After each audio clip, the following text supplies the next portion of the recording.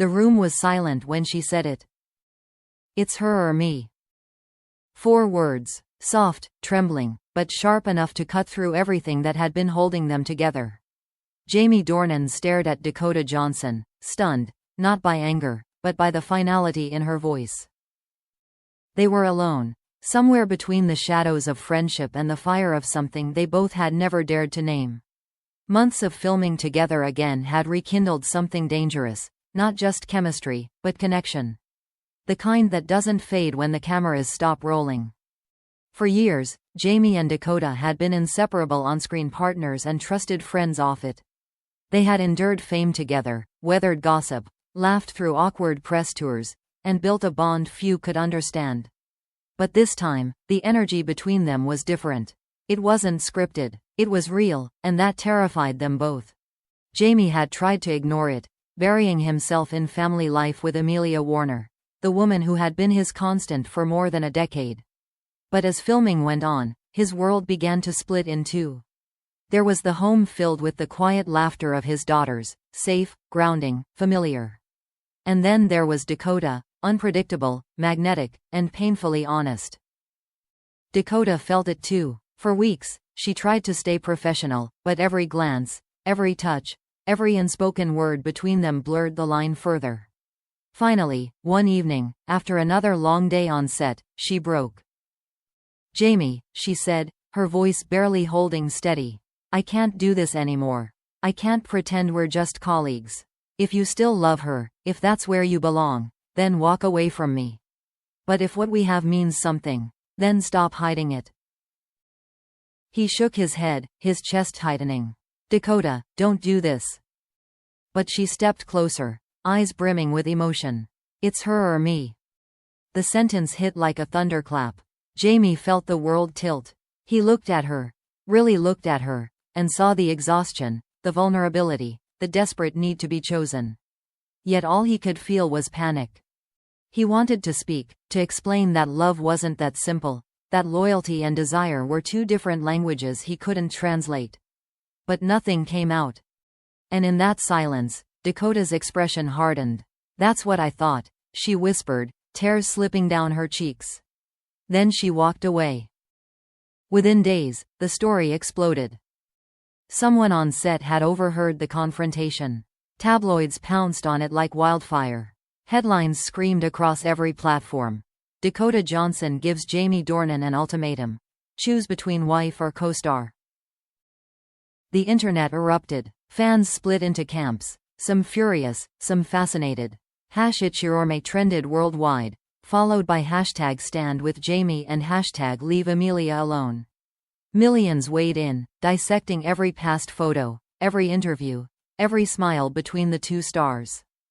For Jamie, it was a nightmare. His phone wouldn't stop buzzing. His publicist begged him to issue a statement, but what could he possibly say? The truth was far too complicated for the headlines. At home, Amelia said nothing. But the silence was deafening. She had read the stories, seen the photos. She had been here before. Rumors, speculation, whispers about Dakota. But this time, the words "it's her or me" wouldn't leave her mind. One night, she broke the silence. Did she really say that? Jamie looked up from the sofa, weary and pale. "Yes," he admitted quietly. Amelia nodded slowly, as if she'd been expecting it. "And what did you say?" "I didn't," he whispered.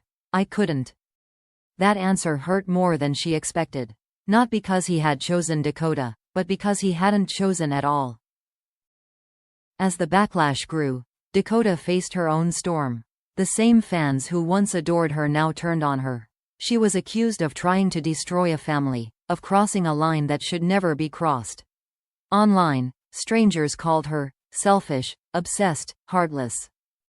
She didn't defend herself. She disappeared from social media, her silence only fueling more speculation. Those close to her said she was devastated. She didn't want to break anyone, one friend said. She just wanted to be loved openly. Meanwhile, Jamie's world was collapsing inward. The man known for his calm composure was now caught between two fires. A wife whose quiet strength masked heartbreak, and a woman whose love came with demands his soul wasn't ready to meet.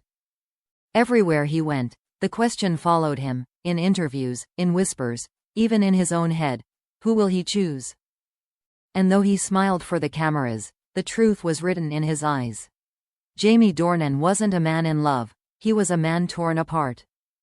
That night, a source close to him revealed, he said something that broke my heart. He said, "I wish love didn't come with conditions. Because no matter what I do, I'll lose someone I can't live without."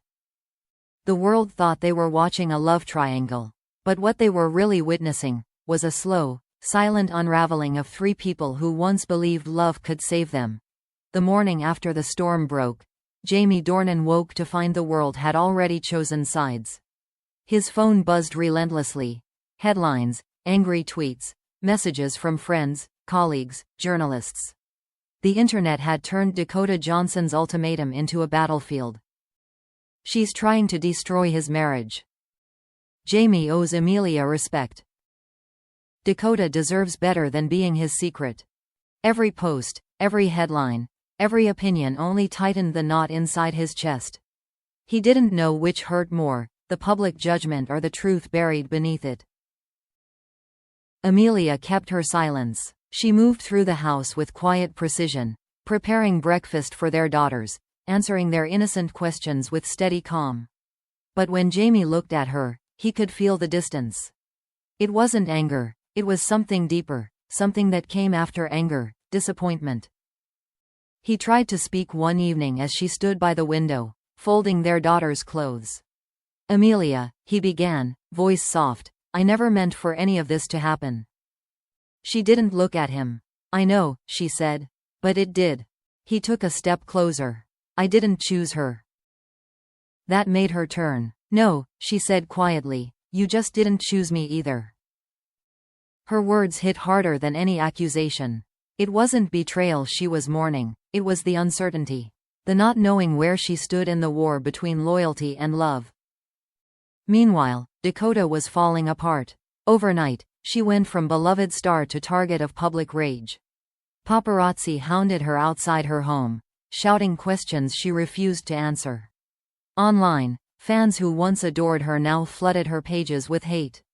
Homewrecker, manipulator, pathetic. She deleted her accounts and retreated into silence. Those close to her said she barely spoke, that she cried often, that she regretted ever saying those words. She didn't want him to leave his family, one friend confided. She just wanted him to choose her in some way, to admit what they had meant something.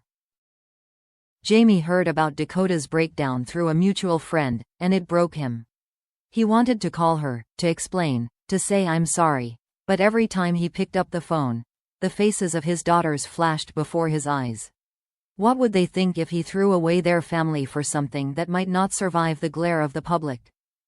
The nights grew longer, quieter. He avoided interviews, cancelled press tours, and turned down new roles. He was a ghost of himself, a colleague said later. You could see the sadness in his eyes, like he was haunted by two lives he couldn't reconcile. One evening, weeks after the scandal, Amelia found him sitting on the floor of their living room, surrounded by photographs, their wedding, their daughter's birthdays, family trips. He looked up at her helplessly. "I never wanted to hurt anyone," he whispered. "I know," she said softly. "But wanting isn't enough, Jamie. You have to decide who you are."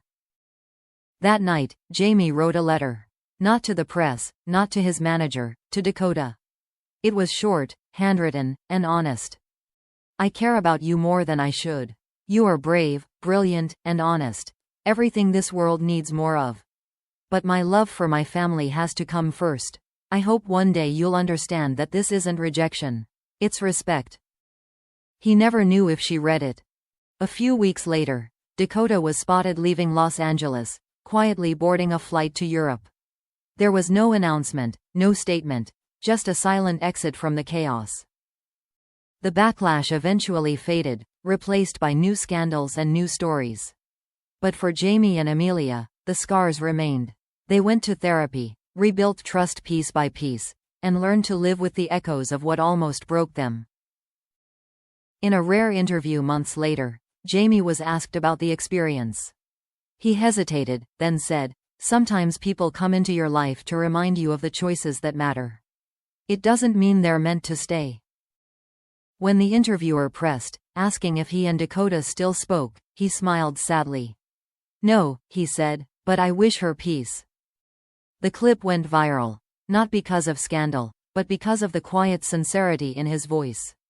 Fans finally saw the human beneath the headlines, a man who had been forced to choose between passion and responsibility, and who carried both wounds with grace.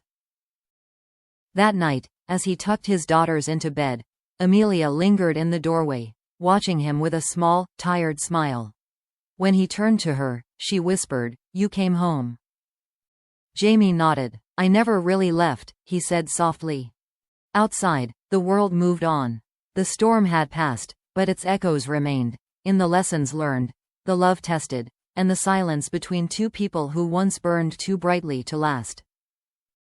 Because sometimes, love doesn't end in betrayal or hatred. Sometimes, it ends in understanding, and the quiet, painful choice to do what's right.